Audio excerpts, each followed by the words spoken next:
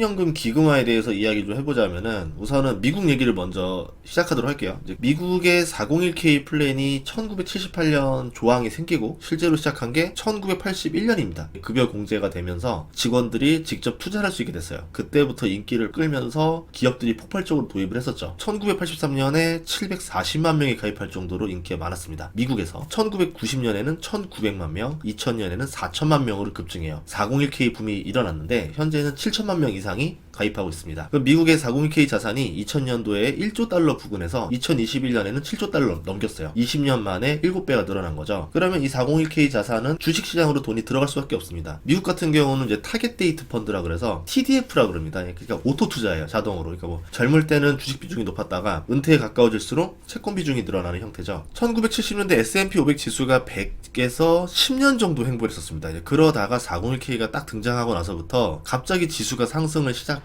우리가 알고 있는 피터 린치라던가 워렌 버핏이 이때 돈을 많이 벌었는데 S&P 500 지수가 100에서 1600까지 16배가 성장합니다. 20년 동안. 10년 동안 4배씩 4배씩 그렇게 두 번 상승했는데요. 10년 동안 4배 상승했으니까 배당 제외하고 연 15% 수익률을 기록하게 된 겁니다. 정말 좋았던 시장이죠. 그럼 이때 20년 동안 좋은 주식 사서 팔지 않으면은 지수를 초과하는 기업들이 나왔을 거고 20년에 16배가 아니라 그 이상의 수익률을 가져다 줄 수 있었을 겁니다. 그런 관점에서 한국에서도 401k가 들어와야 된다 이런 얘기가 계속 있었는데 퇴직연금 기금화 발표를 이달에 하겠다라고 선언을 하는 뉴스가 나왔어요. 예금에만 잠들어 있는 퇴직금을 증시와 채권으로 유입시켜서 자본시장의 유동성을 주입하게 되겠죠. 401k와 같은 결과를 만들어낼 수도 있습니다. 문제는 이게 퇴직연금이 연금공단이 설립되고 기금 운용을 하고 연금을 지급하게 되면은 논란이 하나인 거죠. 내 돈을 내 맘대로 투자 못하게 하고 기금이 알아서 투자한다고 이거 내가 하고 싶은데? 라는 생각이 나올 수도 있어요. 그거에 대해서 한번 생각을 해보려고 합니다.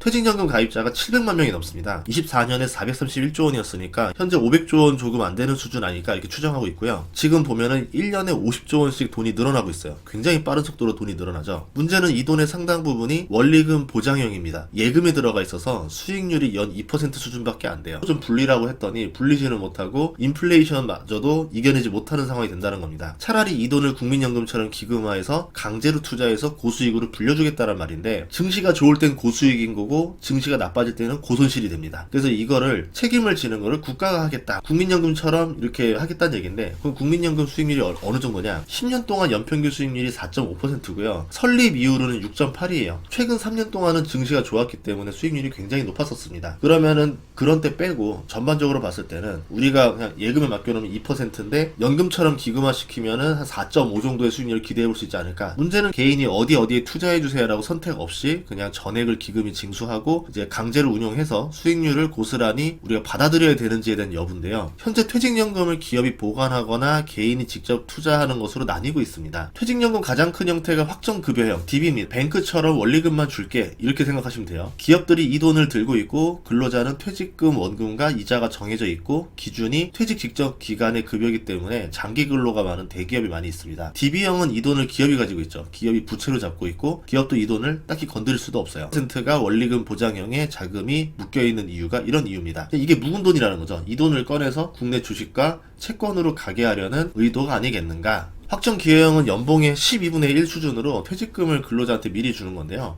근로자는 이 돈을 가지고 직접 투자를 해야 돼요. 주식, 채권, 예금 원하는 것에 투자할 수는 있지만 대부분이 예금형의 투자 중입니다. 퇴직 이후의 노후를 위한 보험이기 때문에 과감히 투자를 하지 못한다는 단점이 있어요. 개인형 IRP는 이직을 하거나 개인이 추가로 가입한 형태인데요. 신규 불입자금은 연 900만원 한도로 세액공제도 받을 수가 있습니다. 수익을 내고 싶은 사람이 많다 보니까 33%가 원리금이 보장되지 않는 투자형에 들어가 있어요. 그래서 DC냐 DB냐 개인형 IRP냐에 따라서 공격적인 비중이 좀 다릅니다. 퇴직금 현황을 보면은 DB형은 기업이 돈을 가지고 있고 대기업이 많은 편이고 DC형은 금융기관에 퇴직금을 맡기고 근로자가 투자처를 정하는 거고 소기업들이 많이 하죠. IRP는 투자형의 33%의 비중을 두고 있다. 그리고 투자형에는 증권사가 34%, 은행과 보험은 12에서 13% 수준입니다. 국가 입장에서는 증권사가 가장 공격적으로 주식을 많이 해주고 있고 은행과 보험은 비율을 올리도록 좀 개선을 해야 되지 않겠는가. 퇴직연금이 이렇게 기금화가 되면은 기금은 투자 비중을 정해줄 거예요. 운용을 위탁받은 민간자산 운용사가 투자를 해서 수익률을 내고 수수료를 받겠죠. 그래서 자산 운용사들은 더 수익을 낼 수 있는 시장이 열릴 열리게 되는 겁니다. 국민들은 연금을 받게 되지만 수익률은 수동적인 결과로 나오게 되는 거고요. 미국의 401k TDF 방식, 국민연금 방식과 비슷하게 될 것 같은데, 국민연금의 단점은 젊은 세대는 낸 돈을 노후에 받지 못한다라는 점이 있고, 퇴직연금은 자신이 낸 돈을 수익률에 따라 돌려받게 된다라는 차이점이 있습니다. 그동안은 투자자는 내가 정할 수가 있었는데 이제 앞으로 이건 어떻게 될지 좀 모르겠어요. 젊은 세대는 국민연금 없이 퇴직연금만 받게 될지도 모르기 때문에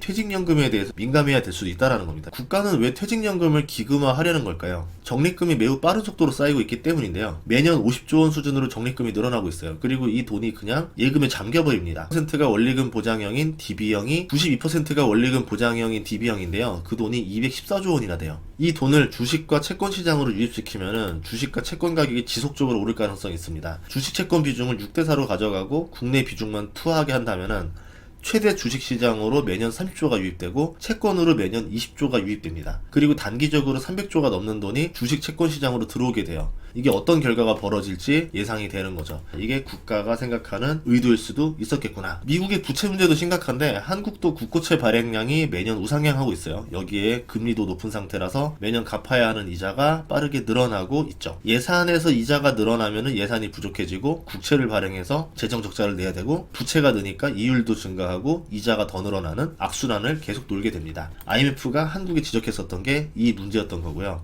한국은 작년에 이어서 올해도 국채를 얼마나 발행했냐면은 순국채 발행 금액이 100조가 넘습니다. 갚지 못하는 빚이 100조씩 매년 늘어나고 있다라는 거고요. 100조 원에 대해서 연 3% 매년 3조 원의 이자가 계속 늘어나고 있다라는 겁니다. 한국 GDP가 2,500조 원이고 3% 정도면은 75조 원인데, 이 3% 이상을 넘기면은 부채를 갚을 능력이 문제가 생기는 거다라고 이제 외국에서 이렇게 보고 있기 때문에, 현재 국채 이자가 25조 원 정도니까 아직 GDP 1% 수준이긴 하죠. 하지만 이게 빠른 속도로 쌓여나가면은 20년 뒤에는 이제는 그때는 능력을 상실할 수도 있다라는 겁니다. 그리고 국민연금 수령자가 점점 늘어나게 되면서 2053년에는 국민연금도 주식을 사는 것보다 파는 것이 더 커지는 시기가 옵니다. 국민연금이 매수할 수 있는 거는 25년가량밖에 안 된다라는 거고, 그 이후부터는 국내에서 증시를 계속 매도해야 되는 주체로 바뀌게 됩니다. 최근 3년 동안 엄청난 수익률을 기록해서 적립금이 크게 늘었지만 증시가 하락하면 또 손실도 상당할 수도 있어요. 올해 증시 하락기가 오게 되면은 퇴직연금 기금화가 들어오는 타이밍과 일치하게 됩니다. 하락장 초반에 기금화가 시작되면은 코스피 지수 방어에 퇴직연금이 쓰이는 거고, 하락장 후반에 시작하면은 저가 매수가 돼서 퇴직연금 수익률이 고수익으로 바뀔 수가 있겠죠. 타이밍에 따라 좀 달라지긴 할 겁니다. 그리고 2053년에 국민연금이 2,000조 원 넘는 자금이 엑시트를 해야 되는데, 그 자금 처리를 해줄 돈이 퇴직연금밖에